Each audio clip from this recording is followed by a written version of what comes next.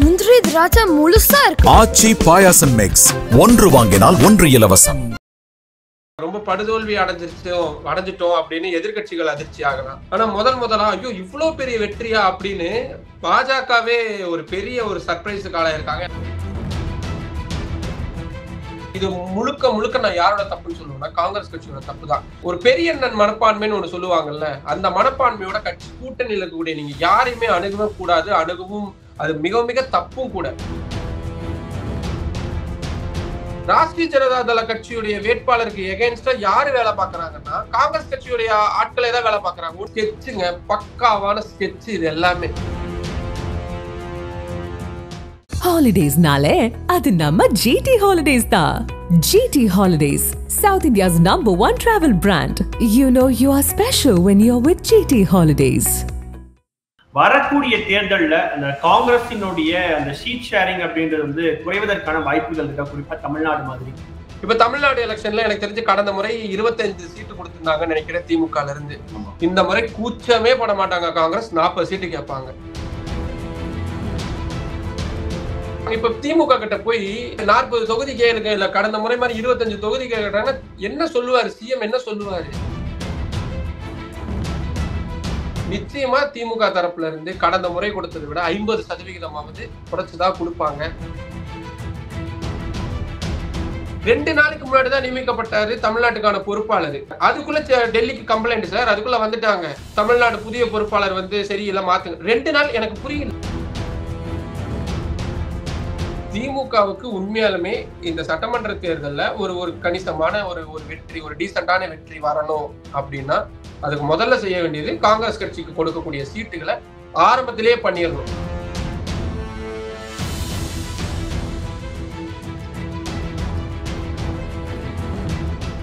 மின்னம்பலம் நேயர்களுக்கு வணக்கம். நான் விஷால் புலிவர். இன்றைய நேர்காணலில் நம்மோடு இணைந்திருக்கிறார் டெல்லியில் இருந்து பத்திரிகையாளர் நிரஞ்சன் குமார் அவர்கள். வணக்கம். வணக்கம். பீகாரினுடைய தேர்தல் முடிவு கிட்டத்தட்ட எல்லாருக்குமே ஒரு அதிர்ச்சியை ஏற்படுத்தி இருக்கு. உண்மையாகவே போட்டி வந்து தேசிய ஜனநாயக கூட்டணிக்கும் மகாகட்பந்தனுக்குமா, இல்லைன்னா வந்து நிதிஷ்குமாருக்கும் பாஜகவுக்குமா அப்படின்னு சொல்ற அளவுக்கு தேர்தல் முடிவுகள் ரொம்ப ஆச்சரியத்தை ஏற்படுத்தி இருக்கு. முதல் கட்டமாக இந்த தேர்தல் முடிவுகளை நம்ம எப்படி புரிஞ்சுக்கிறது? இல்ல அதிர்ச்சி ஆகுறாங்கன்னா ரொம்ப படுதோல்வி அடைஞ்சிட்டோம் அப்படின்னு எதிர்கட்சிகள் அதிர்ச்சி ஆகலாம். ஆனா முதலா ஐயோ இவ்வளவு பெரிய வெற்றியா அப்படின்னு பாஜகவே ஒரு பெரிய ஒரு சர்ப்ரைஸுக்கு ஆளாயிருக்காங்க. ஏன்னா காலையில இருந்து பிஜேபி ஆபீஸ்ல தான் இருந்தேன், காங்கிரஸ் ஆபீஸ்க்கும் போயிருந்தேன். ஃபர்ஸ்ட் பிஜேபி ஆபீஸ்ல என்ன சொல்லிட்டாங்கன்னா, இல்ல நம்ம கொண்டாட்டங்கள்லாம் பெருசா வேண்டாம், இந்த செங்கோட்டை தீவிரவாத தாக்குதலுக்காக நம்ம பெருசா கொண்டாட்டங்கள்லாம் வேணாம் அப்படின்னு சொல்லியிருந்தாங்க. ஸோ அவங்க என்ன எக்ஸ்பெக்ட் பண்ணியிருந்தாங்கன்னா ஒரு 150 சீட்டு வரைக்கும் ஜெயிக்கலாம், அவங்க ஜெயிக்கிறாங்கன்றதுல ரொம்ப கான்பிடென்ட்டா இருந்தாங்க. ஸோ ஒரு 150 சீட்டு வரைக்கும் ஜெயிக்கலாம் அப்படின்றதுனால ரொம்ப கூட்டணியா ரொம்ப அவங்க ஒரு மாதிரி காமா தான் இருந்தாங்க. பட் ஆனா அந்த டைம் போக போக ஒரு 170, 180, 190 வந்ததுக்கு அப்புறம் யாராலுமே அது, ஏன்னா இந்த லேண்ட்ஸ்லைட் விக்டரின்னு சொல்றதுக்கான கரெக்டான வார்த்தை வந்து இதுதான். மொத்தம் இருக்கக்கூடிய சீட்ல வெறும் 40 சீட்டை மட்டும் தான் எதிர்கட்சிகளுக்கு விட்டு கொடுத்துருக்காங்க. நான் சொல்றது சுயேட்சை எல்லாருமே சேர்த்தே சொல்றேன். 35 சீட்டு தான் எக்ஸாக்டா எதிர்கட்சிகளுக்கு, வெறும் 34 சீட்டு தான் போயிருக்கு. அப்போ எவ்வளவு பெரிய வெற்றி!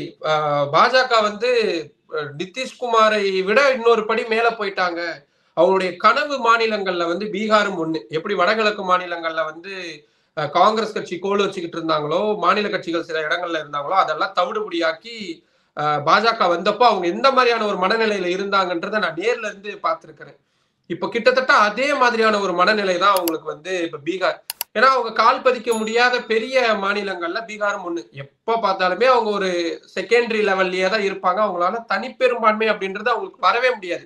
யாராவது முதுகுல சவாரி செய்யணும் அப்படின்ற மாதிரி ஒரு நிலைமை. இப்ப அதை சக்சஸ் பண்ணியிருக்காங்க அப்படின்றது அவங்களுக்கு பெரிய ஒரு விஷயம்.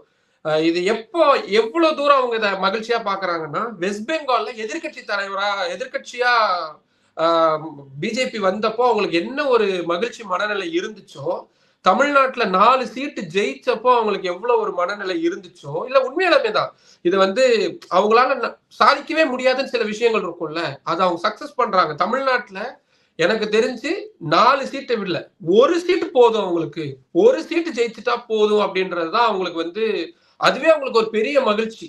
இப்போ நீங்க எல் முருகனுக்கு இவ்வளவு தூரம் முக்கியத்துவம் கொடுத்து நாடாளுமன்ற விவகாரத்துறை இணையமைச்சரா கொடுத்து பக்கத்திலேயே மோடி அவர்கள் வச்சிட்டு இருக்கிறாரு. காரணம் அந்த 4 சீட்டு ஜெயிச்சு கொடுத்தப்ப அவர் தான் மாநில தலைவரா இருந்தார் அப்படின்னு.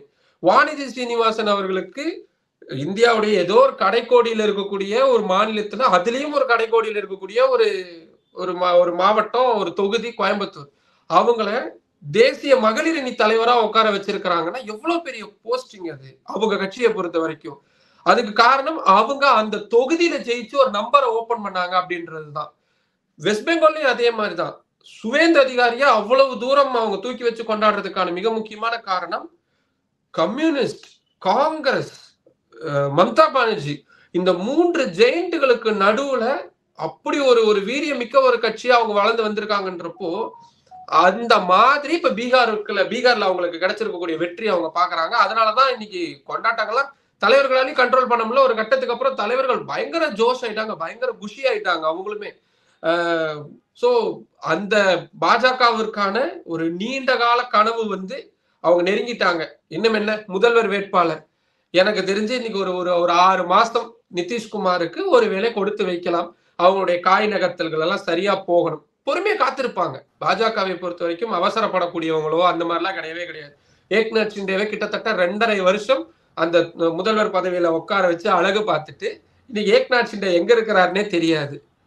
அந்த மாதிரியான ஒரு இடத்துல கொண்டு வந்து வச்சிருவாங்க. பட் பொறுமையா வெயிட். அந்த மாதிரி நடக்குமா? பீகார்ல வந்து நிதிஷ்குமாரை இறக்கி பாஜக வந்து ஆட்சி அரியணையில ஏறுவாங்களா? நடக்காது அப்படின்றது வந்து பாஜகவை பொறுத்த வரைக்கும் எதுவுமே கிடையாது. நான் 2-3 உதாரணங்களே சொல்றேன். ஹரியானா மாநிலத்துல ஜேஜேபி இருந்தாங்க. அவங்க வந்து பாஜகவோட கூட்டணியில இருந்த கட்சி. இன்னைக்கு அந்த கட்சி ஹரியானாவில் எங்க இருக்கிறாங்க நீங்களே கூகுள் பண்ணி விக்கிபீடியால தேடி பாருங்க. 2வது, ஓ பன்னீர்செல்வம் எவ்வளவு தூரம் பாஜகவை நம்பினாருன்னு எல்லாருக்குமே தெரியும். அவர் இன்னைக்கு எங்க இருக்கிறாரு அப்படின்றதையும் நீங்களே முடிவு பண்ணிக்கோங்க. இல்ல, ஏன் இந்த கேள்வி கேட்கப்படுதுன்னா, கடந்த முறை நிதிஷ்குமார் வந்து 41 தொகுதிகள்ல ஜெயிச்சாரு. ஆனா இந்த முறை கொஞ்சம் ஒரு நல்ல ஒரு கம்பேக்கும் கொடுத்துட்டாங்க. டெல்லியிலுமே வந்து மோடிக்கு வந்து நிதிஷ்குமாரினுடைய எம்பிக்களுடைய சப்போர்ட்டும் தேவை இல்லையா? அந்த அடிப்படையில கேட்கறது எனக்கு கண்டிப்பா தெரியும். இந்த கேள்வி எல்லார் மனசுலயும் இருக்கும். அதாவது பாஜக அப்படி பண்ணுவாங்களா அப்படின்னு. நான் சில கணக்கீடுகள் மட்டும் சொல்றேன். இப்ப இந்த எலெக்ஷன்ல 92 இடங்கள்ல ஜெயிச்சு அவங்கதான் தனிப்பெரும்பான்மை கட்சியா இருக்கிறாங்க பிஜேபி. இப்போ ஜேடியுடைய நிதிஷ்குமாருடைய உதவியே இல்லைனாலும் கூட எல்ஜேபி ராம்விலாஸ் பாஸ்வானுடைய பையனான சிராக் பாஸ்வானுடைய கட்சி கிட்டத்தட்ட 20, 19, 20 வந்துட்டு இருக்காங்க. சோ நம்ம 20 பிக்ஸ் பண்ணிக்கலாமே. ஏன் இவர் வந்து மோடியை விட்டு போக மாட்டார்னா, 2024 நாடாளுமன்ற தேர்தல் அப்போ மோடியுடைய ஹனுமன்னா அப்படின்னு டிக்ளேர் பண்ணவர் வந்து சிராக் பாஸ்வான். சிராக் பாஸ்வானுக்கு 40கள் மட்டுமே நடக்கக்கூடிய ரொம்ப இளம் வயது தலைவர். ஒரு பீகாருக்கான ஒரு பெரிய எதிர்காலம் இருக்கு. இந்த சட்டமன்ற தேர்தல்ல 29 இடங்கள் அப்படின்றது சிராக் பாஸ்வானே நினைச்சு பார்க்கல அவ்வளவு கொடுப்பாங்க அப்படின்னு. ஆனா கொடுத்தாங்க. ஏன்னா அந்த விசுவாசமா அவர் இருக்கிறாரு அப்படின்றதுக்காக தான். சிராக் பாஸ்வானுக்கு இந்த முறை இல்லைனாலும் கூட அடுத்த முறையோ இல்ல அதுக்கு அடுத்த முறையோ முதல்வர் அப்படின்ற இடம் வந்து அந்த நாற்காலி காத்துக்கிட்டே இருக்கு. தேஜஸ்வி யாதவ் வர்சஸ் அப்படின்ற இடத்துல அப்கோர்ஸ் ஏதாவது ஒரு டைம்ல வந்து நிச்சயமா சிராக் பாஸ்வான் வருவார். ஸோ அதனால அப்கோர்ஸ் அந்த 20 சீட்டும் பிஜேபியோடது. நான் சொல்றது தேசிய ஜனநாயக கூட்டணி இல்ல, அது பாஜகவுடைய ஓட்டுனே நீங்க பிக்ஸ் பண்ணிக்கோங்க. அடுத்தது ஹெச்ஏஎம்எஸ் மஞ்சியுடைய இந்துஸ்தானி அவாமி மோர்ச்சா கட்சி. அவங்க 5 இடங்கள் 6 சீட்டு தான் கொடுத்தாங்க, 5 இடங்கள்ல சக்சஸ் பண்ணாங்க. இந்த 5 சீட்டும் பிஜேபிக்கு தான். ஏன்னா இவரு நிதிஷ்குமாருடைய வலதுகரமா இருந்து நிதிஷ்குமார் முதல்வர் பதவியை இவரை நம்பி மஞ்சியை நம்பி கொடுத்துட்டு போனாரு. அப்கோர்ஸ் மஞ்சி அதுக்கப்புறம் பேக் ஸ்டாப்பிங் பண்ணாரு, தனியா வெளியே வந்து கட்சி தொடங்கினாரு. பாஜகவால் மட்டும்தான் இப்ப வரைக்கும் மஞ்சியுடைய கட்சி இருக்கு, மத்திய அமைச்சரும் கூட. இப்ப இந்த கணக்கெல்லாம் வச்சு பார்த்தா நிதிஷ்குமாரே இல்லாம 117 இடங்கள் பாஜக கூட்டணிக்கு இருக்கு. மொத்தம் பெரும்பான்மைக்கு 122 இடங்கள் தேவை. இப்ப எவ்வளவு மிச்சம் பாக்கி இருக்கு? 5 இடங்கள். இந்த 5 இடங்கள்ல சுயேட்சையா போட்டியிட்டவங்க சின்ன சின்ன கட்சியில இருக்கிறவங்க 8 பேர் இருக்கிறாங்க. போதும்ல உங்களுக்கு கணக்கு? சரிங்க, இதெல்லாம் வந்து நெருக்கிதான் வரும். எப்ப வந்தாலும் தொங்கு சட்டப்பேரவை ஏன் இருக்கவே இருக்காங்களே. நிதிஷ்குமார் கட்சியில எம்எல்ஏக்கள் எத்தனை? 84 எம்எல்ஏக்கள் இருக்காங்க. 20 எம்எல்ஏ வர மாட்டாங்களா? உடனே நீங்க கேட்பீங்க, அது எப்படிங்க 20 எம்எல்ஏ எப்படிங்க வருவாங்க? சரி, மத்திய பிரதேசல காங்கிரஸ் கட்சியுடைய காங்கிரஸ்காரர் தான் அப்படின்னு எப்பவுமே மார்தட்டிக்கிட்டு இருந்த சிந்தியா என்ன பண்ணாரு? கமல்நாத் கூட முரண்பட்டு சிந்தியா ஒரு பெரும் கிட்டத்தட்ட 50 பேருக்கு மேல வந்து பாஜகவுல மொத்தமா இணைஞ்சார். தனி கட்சி கூட தொடங்கவே இல்லை, பாஜகவுல மொத்தமா இணைஞ்சாரு. சாத்தியப்படுத்தினாங்களா? மகாராஷ்டிராவில உத்தவ் தாக்கரேவுக்கு ஏக்நாத் ஷிண்டே என்ன பண்ணாரு? கிட்டத்தட்ட 39 எம்எல்ஏக்களை அஸ்ஸாம் மாநிலத்துல ரெசார்ட்ல கொண்டு போய் டாடா காட்டி உட்கார வச்சு, அஸ்ஸாம் மாநிலத்தில இருந்து கோவாவுக்கு தனி பிளைட்டு, கோவால இருந்து மும்பைக்கு தனி பிளைட்டு, மும்பை ஏர்போர்ட்ல இருந்து சட்டமன்றத்துக்கு டைரக்டா ஸ்கெட்சுங்க, பக்காவான ஸ்கெட்ச். இது எல்லாமே சாத்தியப்படுத்தப்பட்டிருக்கு. ஏக்நாத் ஷிண்டே உத்தவ் தாக்கரே விட்டு வந்துருவாரா அப்படின்றது யாருமே நம்பவே இல்லை. ஏன்னா பால் தாக்கரேவுடைய நிழல் அப்படின்னு யார கேட்டா ஏக்நாத் ஷிண்டே. ஒரு தானேல ஒரு சாதாரண ஆட்டோ டிரைவரா இருந்தவர். அந்த கட்சியுடைய எல்லாமே அவர் தான். சட்டமன்றத்துல கட்சி தலைவர் வந்து ஏக்நாத் ஷிண்டே தான், உத்தவ் தாக்கரே கிடையாது. பால் தாக்கரே ஏன்னு சொன்னார்னா A to Z வரைக்கும் செஞ்சு முடிக்கக்கூடியவர் வந்து ஏக்நாத் ஷிண்டே. நாங்க என்ன விசுவாசம் நீங்க நினைக்கிறீங்க? எனக்கு புரியல. பாஜக மாதிரியான ஒரு கட்சி கூட இருக்கும் பொழுது நீங்க எந்த கட்சியை வந்து விசுவாசம் நினைப்பீங்க? ஓ பன்னீர்செல்வம் அவர்களே எடுத்துக்கோங்களேன். அவரோட பின்னாடியில இருந்து இயக்குனது யாரு? அவரே சொல்றாரு, நான் என்னை இயக்குனது பாஜக தான் அப்படின்ட்டு. எல்லாமே சாத்தியப்படுத்தக்கூடியது. யார்? ஓ பன்னீர்செல்வம். ஜெயலலிதாவால முதல்வர் சீட்ல உட்கார வைக்கப்பட்டவர். எடப்பாடி கூட சேர்ந்து கட்சியில ஒருங்கிணைப்பாளராக இருந்த ஒரு நபர் பாஜகவால எவ்வளவு தூரம் இன்னைக்கு இந்த கட்சியுடைய எவ்வளவு தூரம் அவங்க அந்த பிளவு அப்படின்றது ஏற்பட்டிருக்கு. இப்ப நான் உதாரணத்துக்கு சொல்லிட்டே போலாம். அப்போ சுலபமா போயிடும். இதே ஜேடியுக்கு, இதே நிதிஷ்குமாரோட கட்சிக்கு ஏற்கனவே இதே மாதிரியான ஒரு விஷயத்த பண்ணிருக்கிறாங்க. எங்க? அஸ்ஸாம் மாநிலத்தில் ஜேடியுக்கு 6 சட்டமன்ற உறுப்பினர்கள் இருந்தப்போ பாஜக நிதிஷ்குமார் கூட்டணி, நான் சொல்றது 2020கள்ல, அப்பவே 6 சட்டமன்ற உறுப்பினர்கள் அஸ்ஸாம் மாநிலத்துல ஜேடியு விட்டுட்டு அப்படியே வந்து பாஜக சேர்ந்தாங்க. அதுதான் ஆக்சுவலா அவங்களோட விரிசலுக்கான அடிப்படை காரணம். இனி நான் சாகும் வரைக்கும் பாஜக கூட கூட்டணியை வைக்க மாட்டேன்னு சொன்ன நிதிஷ்குமார் 2 வருஷத்துல மீண்டும் வந்து சேர்ந்துட்டாரு. அவர் உயிர் தெளிந்து வந்து சேர்ந்தாரா அதெல்லாம் நமக்கு தெரியாது. ஆனா அவர் சேர்ந்துட்டார். அதுதான் நிதர்சனமான உண்மையும் கூட.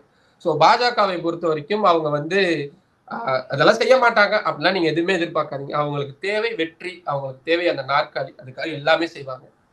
இல்ல, இப்ப இந்த தேர்தல் பிரச்சாரத்தை நம்ம பார்த்தோம்னா ஆளும் கட்சி கூட்டணி, தேசிய ஜனநாயக கூட்டணியுடைய பிரச்சாரங்கள் எப்படி இருந்துச்சு, எதிர்கட்சிகளினுடைய பிரச்சாரம் எப்படி இருந்துச்சு? ஏன்னா ரிசல்ட்டை பார்க்கும்போது எதிர்கட்சிகள் வந்து சுத்தமா வாஷ் அவுட் ஆயிட்டாங்க. இப்ப இந்த தேர்தல் முடிவுகள் எதிர்கட்சிகளுக்கு சொல்லக்கூடிய அந்த செய்தி என்ன? இல்ல, ஆப்போசிஷன் பார்ட்டின்னு பாத்தீங்கன்னா வெறும் எலெக்ஷன் கேம்பெயின் அப்படின்ற அந்த அவங்களுடைய அதை மட்டும் சுருக்கி பார்க்கவே கூடாது. சரி, நீங்க ஒரு ஸ்ட்ராட்டஜி தொடங்கி அவங்களுடைய எலெக்ஷன் கேம்பெயின்ஸ் எப்படி பண்றாங்க, மேனிஃபெஸ்டோ எப்படி தயாரிக்கிறாங்க, அதை எப்படி பப்ளிக் கிட்ட கொண்டு சேர்க்கிறாங்க, அவங்களுக்குள்ள எவ்வளவு ஒத்துமை இருக்குன்னு எல்லாமே பார்க்கணும். நீங்க மகாகத்பந்தன் கூட்டணியை பொறுத்த வரைக்கும் அவங்க நேஷனல் ரீதியிலான இஷ்யூஸ் எதையுமே எடுத்துட்டு போல.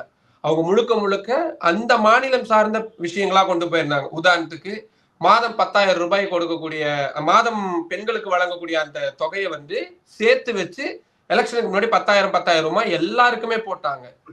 ஸோ அது ஒரு பெரிய இம்பாக்ட். நீங்க இந்த மாதந்தோறும் பெண்களுக்கு பணம் வழங்கக்கூடிய திட்டம் வந்து எப்படி தமிழ்நாட்டில் திமுகவுக்கு எப்படி பெரிய அளவுல கை கொடுத்துச்சோ, மகாராஷ்டிராவில் எப்படி தேவேந்திர பட்னாவிஸுக்கு ஒரு பெரிய ஒரு சக்சஸ் பாயிண்டா இருந்துச்சோ, அந்த மாதிரி ஒரு சக்சஸ் ஃபார்முலாவா பீகார்லயும் அதை வந்து அவங்க ரொம்ப வெற்றிகரமா பண்ணியிருக்கிறாங்க.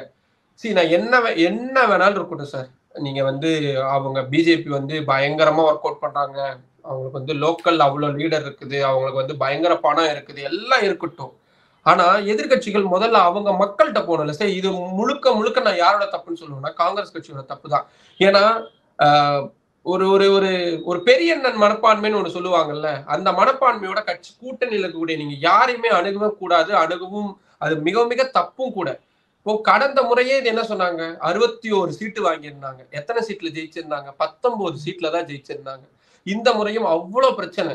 எலெக்ஷன், அதாவது அந்த முதல் வாக்கு பதிவுக்கு அதுதான் கடைசி நாள் வேட்புமனுவை திரும்ப பெறறதுக்கு.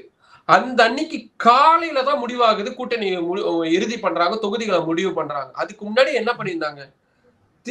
ராஷ்டிரிய ஜனதா தளம் தேஜஸ்வி கட்சிக்கு எதிராக காங்கிரஸ் போய் வேட்பாளர்களை நிறுத்துறாங்க. 15 தொகுதிகளுக்கு மேல நிறுத்துறாங்க. வெறும் முதல்ல நடக்கிறதுல வெறும் ஒரு 122 123 தொகுதிகளுக்கு, அதுல 15 சீட்ல இப்படி பண்ணாங்கன்னா பப்ளிக் பாக்குறாங்கல்ல. ரெண்டாவது, ஒரு யூத் ஓட்டு வந்து பெரும்பாலும் இவருக்கு தேஜஸ்வி யாதவுக்கு போறதா இருந்துச்சு. ஏன்னா அவருக்கு ஒரு 36 வயசு தான் ஆகுதுன்றதுனால யங்ஸ்டர்ஸ் ஓட் வந்து கன்வெர்ட் ஆகிற மாதிரி இருந்துச்சு. காங்கிரஸ் கட்சி அவரை எப்பவுமே முதல்வர் வேட்பாளர்னு ஒத்துக்கவே இல்லை சார். அப்புறம் எப்படி அவங்க எதிர்கட்சி என்ன சொல்றாங்க, பிஜேபியில என்ன சொல்றாங்க, நீங்க தேஜஸ்வி யாதவுக்கு ஓட்டே போட்டாலோ காங்கிரஸ் கட்சி தேஜஸ்வி யாதவை முதல்வராக விட மாட்டாங்க அப்படின்னு கேம்பெயின் பண்றாங்க. இந்த கேம்பெயின் எவ்வளவு பவர்ஃபுல்லா இருக்கும். இந்த மாதிரியான தவறுகள், அதே மாதிரி இந்த எஸ்ஐஆர்னு சொல்லப்படக்கூடிய இந்த விஷயமாகட்டும், ஓட் ஷோரின்னு சொல்லப்படக்கூடிய இந்த விஷயமாகட்டும், ராகுல் காந்தி மட்டும் தான் கத்திக்கிட்டே இருக்காரு, ராகுல் காந்தி மட்டும் தான் பேசிக்கிட்டே இருக்கிறாரு. ஒரு ஓட் ஷோரின்ற விஷயம் வந்து தேசிய அளவுல நடக்கக்கூடிய விஷயம். சிம்பிளா ஒரே ஒரு கேள்வி கேட்டாங்க, 65 லட்சம் பேர் பீகார்ல இருந்து நீக்கினாங்கன்னு சொன்னீங்கல்ல, நீங்க தெருவுல இறங்கி என்ன போராட்டம் நடத்தினீங்க? என்ன காங்கிரஸ் கட்சி அதை பத்தின எந்த சத்தமும் இல்லை.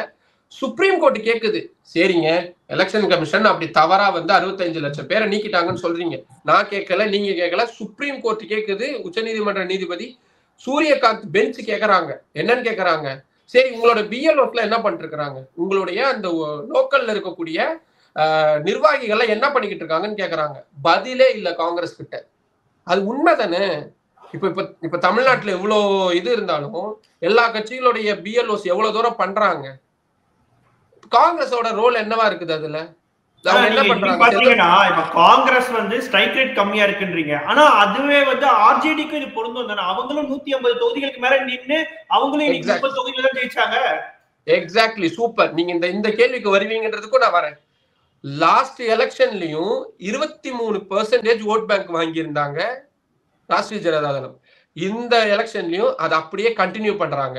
ஆனா ஓட் பேங்க் யாரோடது குறைஞ்சிருக்கு சார்? நிறைய தொகுதியில 26 வாக்கு வித்தியாசத்துலதான் தோல்வி அப்படின்றதுக்கு வெறும் 100 வாக்குகள் சதவீதத்துலதான் இருக்கு.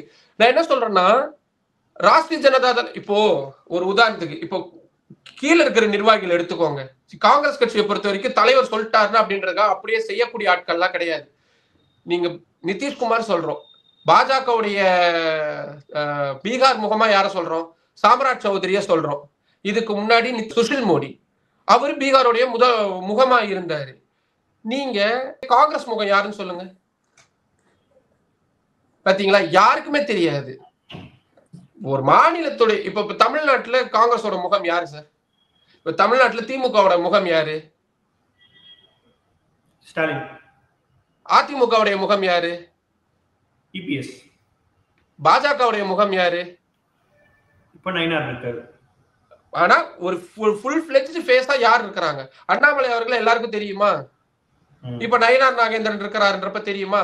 ஆனா காங்கிரஸ் கட்சியோட ஃபேஸா யார் இருக்காங்க? ஃபேஸ் ஆஃப் யார் இருக்காங்க சொல்லுங்க பார்க்கலாம். இப்ப தலைவர் தமிழ்நாட்டுக்கே இந்த நிலைமை. செல்வ பகிர்ந்தகை நம்ம சொல்லுவோமா? அவர் ஒரு மாநில தலைவரா இருக்கிறாரு.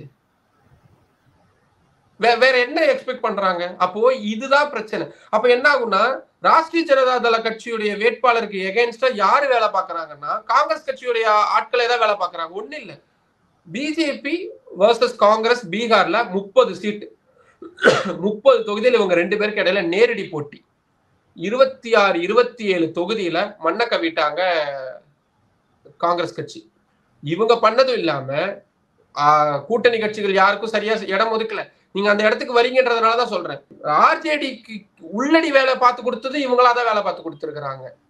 காங்கிரஸ் கட்சியுடைய வேலையாவே தான் இருந்திருக்கு. அப்ப என்ன பண்ண முடியும் சார்? அப்படி பார்த்தா இப்போ மற்றொரு கொஸ்டின் என்ன சார், இப்ப ஜன்சுராஜ் பார்ட்டியினுடைய ரோல் இந்த தேர்தல் எப்படி இருந்துச்சு? ஏன்னா ஒரு தொகுதியை கூட வெற்றி பெறல அவங்க, பட் அவங்களுடைய ரோல் எப்படி இருந்துச்சு? அவங்க யாருக்கு ஸ்பாயிலரா இருந்தாங்க இந்த இதுல?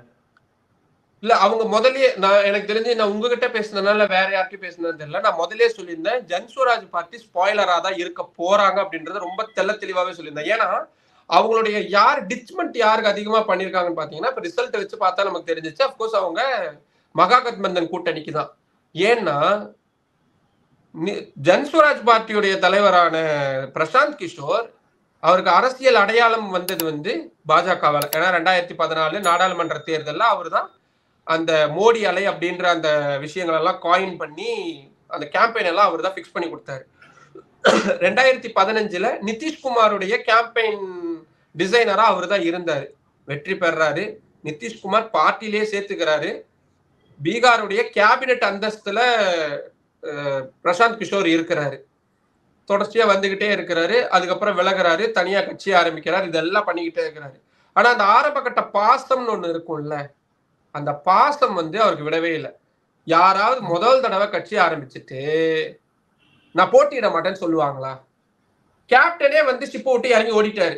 ஐயோ இது வருது, பெரிய ஐஸ் பாறை வருது, நான் மூழ்கி நான் இடிச்சு செத்து போயிருவேன், நான் இறங்கி கடலை குதிச்சு ஓடி போறேன், நீங்க யாருங்க போவாங்க?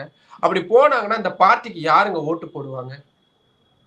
நீங்க இப்ப தமிழ்நாட்டுல இப்ப ஏதோ ஒரு கட்சி இருக்கு. இப்ப திமுகவுல இருந்து நான் இந்த முறை போட்டியிடவில்லைன்னு சிஎம் ஸ்டாலின் அனௌன்ஸ் பண்றாருன்னு வச்சுக்கோங்களேன். இந்த பார்ட்டியோட நிலைமை நினைச்சு பாருங்க. ஏன்னா கேப்டனே இல்ல. இப்ப இதுதான் இங்கேயும் நடந்திருக்கு. இப்போ ஒருவேளை தாவேகா தலைவர் விஜய் தமிழ்நாட்டுல அதைத்தான் பண்றாருன்னு வச்சுக்கோங்களேன். அவர் எலெக்ஷன்ல கண்டெஸ்ட் பண்ணலன்னு வச்சுக்கோங்களேன், ஜன்ஸ்வராஜ் பார்ட்டிக்கு நடந்ததுதான் இவருக்கும் நடக்கும். உடனே ஒரு கேள்வி எழுப்புவீங்க, என்ன ஜன்ஸ்வராஜ் பார்ட்டி பிரசாந்த் கிஷோர் ஜஸ்ட் ஒரு வியூக வகுப்பாளர், அவரையும் விஜயும் நம்ம ஒரே தட்டுல வச்சு பார்க்கலாமா அப்படின்னு. விஜய் தமிழ்நாட்டுக்கு பெரிய ஆளா இருக்கலாம், அவரு ஸ்டாரா இருக்கலாம், எல்லாருக்கும் தெரிஞ்ச முகமா இருக்கலாம். பிரசாந்த் கிஷோர் பீகார்ல அப்படிதான். ஏன்னா ஒரு ஆர்ஜேடி கூட ஜேடியு கூட இவங்க கூட எல்லாம் 10-15 வருஷமா அந்த மாநிலத்திலேயே ஊறி ஊறி ஊறி ஊறி தலைச்சவர். மோடி பக்கத்திலேயே இருந்து பார்த்தவர், அமித்ஷா பக்கத்திலேயே இருந்து பார்த்தவர். இன்னைக்கு ஸ்பாயிலர்னா நிறைய இடங்கள்ல அவங்க 3வது இடம் 4வது இடம்ன்ற இடத்துக்கு வந்திருக்கிறாங்க. ஓட் பேங்க் இன்னும் நமக்கு இன்னும் ஃபுல் டீடைல்ஸ் வந்தாதான் தெரியும் அவங்க ஓட்டு சதவிகிதம் எவ்வளவு வாங்கி இருக்கிறாங்க அப்படின்றது. பட் பயங்கரமான ஸ்பாயிலர் வேலையை பார்த்திருக்கிறாங்க. ஏன் ஏஐஎம்எம் கட்சி, ஓவைசி கட்சி, அவங்க காங்கிரஸ் கட்சி இந்த கூட்டணி கேட்டுக்கிட்டே இருந்தாங்க, கொடுக்க மாட்டேன்னாங்க. அவங்க தனியா போய் கண்டெஸ்ட் பண்ணாங்க. இன்னைக்கு அவங்க 5 இடங்கள்ல முன்னிலையில் இருக்காங்க. வருவாங்களான்னு தெரியாது. பட் அவங்க ஒரு மாதிரியான ஸ்பாயிலரா மாறி இருக்கிறாங்க. இதுல பிரசாந்த் கிஷோர் ரொம்ப பிரில்லியண்டா ஆர்ஜேடிக்கு எங்கெங்கெல்லாம் யாதவர்கள் ஓட்டு அதிகமா இருக்கோ, அவங்களோட ஓட் பேங்க் எங்கெங்கெல்லாம் இருக்கோ, இஸ்லாமியர்கள் வாக்கு சதவீதம் எங்கெங்கெல்லாம் அதிகமா இருக்கோ அங்க பார்த்து பார்த்து கேண்டிடேட்ஸை நிறுத்தினாரு. இதை நிறுத்தினதோடு மட்டுமில்ல, பீகார்ல யாரு ஜெயிச்சாலும் நிதிஷ்குமார் தாங்க முதல்வர் அப்படின்ற ஒரு வார்த்தையை கிட்டத்தட்ட 20 நாளைக்கு முன்னாடி சொன்னாரு.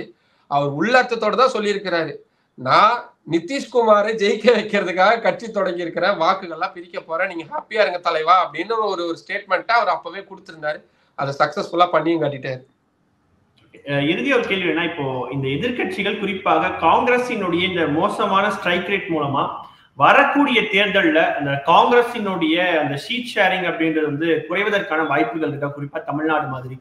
இல்ல, ஆக்சுவலா அவங்களுக்கே ஒரு கூச்ச உணர்வு நம்ம தோத்துக்கிட்டே இருக்கிறோம், நம்ம கொஞ்சம் நம்ம கட்சியெல்லாம் கட்டமைப்பெல்லாம் சரி பண்ணுவோம், நம்ம போய் கூட்டணி கட்சிக்காரங்கிட்ட போய் சண்டை போட வேண்டாம். ஏன்னா இந்த எலெக்ஷனுக்கு தேஜஸ்வி யாதவுடைய சட்டையை பிடிக்கல. ஒருவேளை பின்னணியில பிடிச்சிருந்தாலும் பிடிச்சிருந்திருப்பாங்க. அவ்வளோ பிரச்சனை பண்ணி அவ்வளோ பஞ்சாயத்து பண்ணி தான் இந்த இடங்களை வாங்கினாங்க. 61 இடம் எங்க இருக்கு, 5 சீட் எங்க இருக்கு. இப்ப தமிழ்நாடு எலெக்ஷன்ல எனக்கு தெரிஞ்சு கடந்த முறை 25 சீட்டு கொடுத்திருந்தாங்கன்னு நினைக்கிறேன் திமுக இருந்து. இந்த முறை கூச்சமே பட மாட்டாங்க காங்கிரஸ், 40 சீட்டு கேட்பாங்க. 40 சீட்டு வேணும், துணை முதல்வர் வேணும், துணை முதல்வர் எங்க கட்சியிலிருந்து வேணும், கேபினெட் மினிஸ்ட்ரி வேணும், அதுலயும் அந்த தொகுதி அந்த மினிஸ்ட்ரியிலையும் ஹோம் மினிஸ்ட்ரி வேணும், இந்த பிடபிள்யூடி வேணும், முக்கியமான துறைகள் தான் எங்களுக்கு ஒதுக்கணும் கண்டிப்பா கேட்பாங்க. ஏன்னா அப்படி கேட்டாதான் காங்கிரஸ். அப்படி கேட்காம இருந்தாங்கன்னா காங்கிரஸ் கிடையாது. அவங்க நாங்க தப்பு பண்ணிட்டோம், நாங்க எங்களுடைய தவறுகள்லாம் சரி பண்ணிடுறோம் அப்படின்ற ஒரு இடத்துக்கு. இன்னைக்கு எலெக்ஷன் ரிசல்ட் காங்கிரஸ் கட்சியுடைய முகமா இருக்கக்கூடிய ராகுல் காந்தி எங்க இருக்கிறாரு? அப்ராட்ல இருக்கிறாரு, யூரோப்ல இருக்கிறாரு. பிரியங்கா காந்தி எங்க இருக்கிறாங்க? யூஎஸ்ல இருக்கிறாங்க. இதை விட நான் காங்கிரஸ் கட்சியுடைய மெத்தன போக்குக்கு என்ன உதாரணத்தை நான் சொல்றேன், நீங்களே சொல்லுங்க. இதை விட நான் என்ன உதாரணம் சொல்றேன்? சரிங்க, இன்னைக்கு இதெல்லாமே நடக்கல, தொங்கு சட்டப்பேரை அமைஞ்சிச்சுன்னு ஹைப்போதெட்டிக்கலா எடுத்துக்கோமே. யாரு ஆட்சிக்கு அமைக்க போறாங்கன்னு தெரியல, பாஜகவுக்கும் பெரும்பான்மை இல்ல, ஜேடியு எந்த கூட்டணிக்குமே பெரும்பான்மை கிடைக்கல, தொங்கு சட்டப்பேரவை. எங்க போய் தேடுறது ராகுல் காந்திய? தேஜஸ்வி யாதவ் பிளைட் எடுத்துட்டு யூரோப் போகணுமா? இன்னைக்கு நேருடைய பிறந்த நாள், காலையில அவருடைய சமாதிக்கு போய் மலர் தூவி அஞ்சலி செலுத்தணும், அதை கூட பண்ணல, கிளம்பி போயிட்டாங்க. எப்ப வருவாங்கன்னு தெரியாது. இந்த எலெக்ஷன் கேம்பெயின் நடக்கிறப்போ 2 மாசம் பீகாருக்கே போகல அவரு. கேட்டா காங்கிரஸ் கட்சியில நான் அதுக்கும் 2-3 பேர்கிட்ட போய் கேட்டேன். நீ காங்கிரஸ் ஆபீஸ்க்கு போயிட்டேன், ஏங்க உங்கால 2 மாசம் பீகாருக்கே போகாம இருந்தவரு இப்ப இதெல்லாம் அப்ப உங்களுக்கு இப்படிதான் வரும் அப்படின்னு கேட்டா, எங்க தலைவர் வந்து தேசிய தலைவருங்க, அவர் பீகார் மட்டுமா போய்கிட்டு இருப்பாரு, எல்லா ஊருக்கு போனாரு. சரி சார் வேற எங்க போனீங்கன்னு கேட்டா பதில் இல்ல. தமிழ்நாட்டுக்கு இன்னும் ஒரு 6 மாசத்துல எலெக்ஷன் வரப்போகுது. தமிழ்நாட்டுக்கு எத்தனை தடவை வந்திருக்கிறாரு அவரு? எவ்வளவு நாள் ஆச்சு எனக்கு தெரியல, எனக்கு ஞாபகம் இல்லை. உங்களுக்கு ஞாபகம் இருந்தா சொல்லுங்களேன். எப்ப வந்தாரு அவருக்கு தமிழ்நாட்டுக்கு? கேரளாவுக்கு எப்ப போனாரு அவரு? கர்நாடகாவுக்கு எப்ப போனாரு? வெஸ்ட் பெங்காலுக்கு எத்தனை தடவை போயிருக்கிறாரு? எனக்கு புரியவே இல்லை. எப்படி இப்படியான ஒரு ஒரு ரியாக்ஷன்ஸை வந்து எப்படி அவங்க எடுக்கிறாங்கன்னு எனக்கு புரியல. அப்போ எப்படி கேட்பாங்க? இப்ப திமுக கிட்ட போய் 40 தொகுதி கேளுங்க, இல்ல கடந்த முறை மாதிரி 25 தொகுதி கேட்கறாங்கன்னா என்ன சொல்லுவாரு சிஎம்? என்ன சொல்லுவாரு? எந்த முகத்தை வச்சுட்டு போய் கேட்பாங்க? ஹரியானால தோத்தாங்க. ஒரு பிஜேபி ஒரு ட்ரோல் பண்ணிக்கிட்டு இருக்கிறாங்க. ராகுல் காந்தி அரசியலுக்கு வந்ததுக்கு அப்புறமா, தீவிர அரசியல் வந்ததுக்கு அப்புறமா 95 தோல்விகளை தொடர்ச்சியா கண்டிருக்கிறாரு அப்படின்னு. மத்திய பிரதேசத்துல தோல்வி சார், ராஜஸ்தான்ல ஆட்சியை பறி கொடுத்தீங்க சார், ஹரியானால ஆட்சியை பிடிக்க முடியாம போயிடுச்சு, ஹிமாச்சல் பிரதேசத்துல சொற்ப வாக்குகள் வித்தியாசத்துலதான் ஜெயிச்சு இப்ப நீங்க ஆட்சி அங்க பிடிச்சு வச்சுக்கிட்டு இருக்கீங்க. கர்நாடகா ஜெயிச்சாலும் எப்போ உங்க ஆட்சி கவுந்து போகும்னு தெரியல. ஜம்மு காஷ்மீர் மாநிலத்துல 2 வாரத்துக்கு முன்னாடி அந்த மாநிலத்துல மாநிலங்களவை தேர்தல் நடக்குது. 4 சீட்டு. ஒமர் அப்துல்லா கான்பிடென்டா இருக்காரு, 4 சீட்டு நாங்க ஜெயிச்சிருவோம் அப்படின்ட்டு. 3 சீட்டு அவங்க ஜெயிச்சுட்டாங்க, அவங்க ஜெயிக்க வேண்டியது. 1 சீட்டு கேட்டாங்க, ஒமர் அப்துல்லா கொடுக்கல. இல்லைங்க இப்ப வேண்டாம், பாத்துக்கலாம், பின்னாடி பாத்துக்கலாம், பழி வாங்கிட்டாங்க. பிஜேபி ஜெயிச்சிருச்சு. கிராஸ் ஓட்டு யார் போட்டாங்கன்னு பார்த்தா காங்கிரஸ்காரங்க தான் போட்டிருக்கிறாங்க. கூட்டணியில் இருக்கிறாங்க. அவங்களுக்கு என்னன்னா காங்கிரஸ் ஜெயிக்கணும், நான் ஜெயிக்காட்டி யாரும் ஜெயிக்கூடாது, பிஜேபி ஜெயிச்சா பரவாயில்ல. எனக்கு புரியல இந்த மனநிலையை வந்து என்னால புரிஞ்சுக்கவே முடியல. காங்கிரஸ் முக்து பாரத் அப்படின்ற ஒரு கேம்பெயினை எவ்வளவு விரிவா பண்ணிட்டு இருக்காங்க பிஜேபி. ஒவ்வொரு இடத்துல இருந்தும் வெளியே துரத்திக்கிட்டு இருக்கிறாங்க. அப்போ கூட அவங்க சரி நம்ம ஜெயிக்கலனாலும் பரவாயில்ல, கூட்டணிக்காரன் ஜெயிக்கட்டும், பிஜேபி தோக்கட்டும்ன்ற அந்த ஒரு மனநிலை இல்லாம இப்ப நான் சொன்ன வரிசையில சொன்ன எல்லா இடத்தையுமே பாருங்களேன். இதெல்லாம் யாரோட தப்பு? சரி சார், காங்கிரஸ் ஹரியானால வந்து உங்களுக்கு எந்த மாநில கட்சிகளுடைய தொல்லையும் கிடையாது. பிஜேபி வர்சஸ் காங்கிரஸ் சண்டை செஞ்சு ஜெயிச்சிருக்க வேண்டியது தானே. ஓட் சோரின்றீங்களா? சரி ஓட் சோரி, மக்கள்கிட்ட போங்க. நான் அதான் நீ காலையில கூட ஒருத்தர் சொல்லிட்டு இருந்தேன், எலெக்ஷன் கமிஷனை பிஜேபி விலைக்கு வாங்கிருச்சுன்றீங்க, இடியை வாங்கிருச்சுன்றீங்க, ஊடகங்களை வாங்கிருச்சுன்றீங்க, சிபிஐ விலைக்கு வாங்கிருச்சுன்றீங்க, எல்லாத்தையும் விலைக்கு மக்களை யார் சார் விலைக்கு வாங்க முடியும்? நீங்க மக்கள்கிட்ட போறீங்களா? மக்கள்கிட்ட போய் சொல்றீங்களா? நான் அதை தெளிவா கேட்கறேன். 6 மாசம் தான் இருக்கு இன்னும். இப்ப பீகார் சட்டமன்ற தேர்தலுக்கு எத்தனை தேசிய காங்கிரஸ் கட்சியுடைய தலைவர்கள் போனாங்க? முன்னாள் நிதியமைச்சர் ப. சிதம்பரம் பீகாருக்கு போய் எலெக்ஷன் கேம்பெயின்ல பண்ணாரா? நீங்களே சொல்லுங்க. நான் வந்து அதாவது எக்ஸாஜரேட் பண்ணி சொல்றேன், நான் வந்து வேணும்னே காங்கிரஸை வந்து திட்டுறதுக்காக, அவங்கள வந்து குறை சொல்றதுக்காக சொல்றேன்னா, நான் சொல்றதுல ஏதாவது ஒரு நியாயமான விஷயம் இருந்துச்சுன்னா நீங்க உடனே மறுத்து சொல்லுங்க. ஒருவேளை நான் தவறா சொல்றேன்னா நான் திருத்திக்கிறேன். ஆனா கண்டிப்பா கேட்கதான் போறாங்க. நிச்சயமா திமுக தரப்புல இருந்து கடந்த முறை கொடுத்ததை விட 50% குறைச்சுதான் கொடுப்பாங்க. அப்படி இன்னொரு எனக்கு இப்போ உடனே ஞாபகத்துக்கு வருது, தமிழ்நாட்டுல காங்கிரஸ் திமுக கூட்டணி, தாவேகா யார் கூட கூட்டணி? யாரு கூட கூட்டணி இல்ல. கரூர் சம்பவத்துல தாவேகா யாரை திட்டிக்கிட்டே இருக்கிறாங்க? திமுகவை திட்டிக்கிட்டே இருக்காங்க. சார் மனிதாபிமானம் அதெல்லாம் உண்மைதான், நான் இல்லைன்னு சொல்லல. ஆனா ராகுல் காந்தி விஜய்க்கு போன் பண்ணி ஆறுதல் சொல்றாருன்றாங்க. என்ன பேச்சு போயிட்டு இருக்கு? காங்கிரஸ் கட்சி எப்ப வேணாலும் கூட்டணியில இருந்து விலகி தாவேகா கூட கூட்டணிக்கு போயறதுக்கான வாய்ப்பு இருக்குன்னு பேசப்பட்டு இருக்கு. இந்த மாதிரியான ஒரு ஸ்டாண்ட் எடுத்தா என்ன கூட்டணியில் இருக்கவங்க என்ன நினைப்பாங்க? அதை திமுக கட்சி வந்து ரசிச்சிருப்பாங்க நீங்க நினைக்கிறீங்களா? கூட்டணி போறப்ப இதெல்லாம் கேட்க மாட்டாங்களா? ஒரு பேச்சுவார்த்தைக்கு போறப்ப இதெல்லாம் கேட்க மாட்டாங்களா? 2 நாளைக்கு முன்னாடிதான் நியமிக்கப்பட்டாரு தமிழ்நாட்டுக்கான பொறுப்பாளர். மார்கரெட் அல்வாவுடைய பையன் ஆல்வா வந்து நியமிக்கப்பட்டிருக்காரு. அதுக்குள்ள டெல்லிக்கு கம்ப்ளைண்ட் சார், அதுக்குள்ள வந்துட்டாங்க. தமிழ்நாடு புதிய பொறுப்பாளர் வந்து சரியில்லை மாத்துங்க. 2 நாள் எனக்கு புரியல. 2 நாள்ல ஒரு கார் வாங்கினா கூட நமக்கு 10 நாள் ஆகும் அதுல ஏதாவது ஃபால்ட் இருக்கான்னு கண்டுபிடிக்கிறதுக்கு.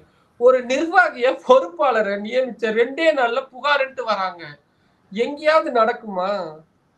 திமுகவுக்கு உண்மையாலுமே இந்த சட்டமன்ற தேர்தல்ல ஒரு கணிசமான ஒரு வெற்றி, ஒரு டீசென்டான வெற்றி வரணும் அப்படின்னா அதுக்கு முதல்ல செய்ய வேண்டியது காங்கிரஸ் கட்சிக்கு கொடுக்கக்கூடிய சீட்டுகளை ஆரம்பத்திலேயே பண்ணிடணும். ஆரம்பத்திலேயே கடைசி நேரம் வரைக்கும் இழுத்துட்டு இருந்தா அவங்களுக்கு தெரிஞ்சிடும். ஏன்னா அவங்க உள்ளடி வேலைகள் எல்லாம் பார்ப்பாங்க. அதை தவிர்க்கணும்னா திமுக இப்பவே விழிச்சுக்கணும். தேஜஸ்வி யாதவ் மாதிரி ரொம்ப லேட் பண்ணிடக்கூடாது.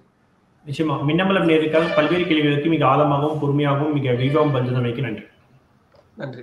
முந்திரி திராட்சை முழுசா இருக்கு. ஆச்சி பாயாசம் மிக்ஸ், ஒன்று வாங்கினால் ஒன்று இலவசம். Holidays-nale, adu namma GT Holidays da.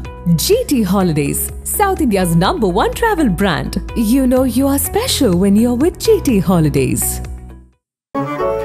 மின்னம்பலம்.com தமிழின் முதல் மொபைல் பத்திரிகை.